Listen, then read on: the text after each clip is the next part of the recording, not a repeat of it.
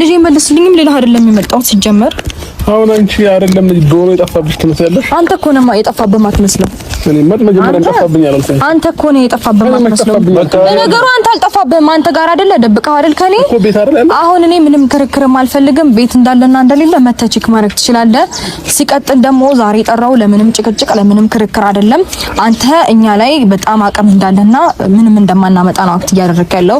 ስለዚህ በህግ አግባብ ህግ ፊት አቅም እንዳለና ምንም እንደማያመጡም ለነሱ ታሳያቸዋለህ። ለአንተም ለሄርሜላም ለቡዜም የምጥራው ርቀት እንካ ተቀበለኝ። ነገ ሄደን እንነጋገራለን። ምንም አታመጡም አይደል ያልከው? ምንም እንደማናመጣና እናንተም እውነታችሁንም ይሁን ውሸታችሁንም እዛው እንነጋገራለን። ይሄንን ያዘው።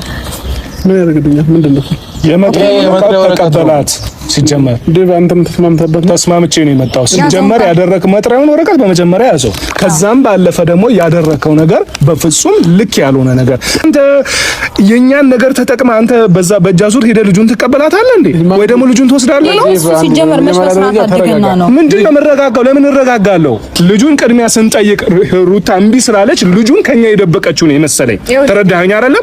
ነገር ግን ሩታ ደውላ እኔ ጋር እያለቀሰች እኔ በፍጹም ይሄንን ነገር ከኛ ደብቀሽው አይደለም ወይ ስላት በፍጹም እንደዛ አይደለም። በቃ የእናንተን ነገር ግን የእናንተን ሐሳብ ሰምቶ ልጄን የወሰደብኝ ሌላ ሰው ነው ያለችኝ። ስለዚህ አይደል ሐሳብ የምችለው ደግሞ አንተና ቡዜ ናችሁ እንጂ ይሄንን ልታደርጉት ምችሉ ማንም ሊያደርግ አይችልም።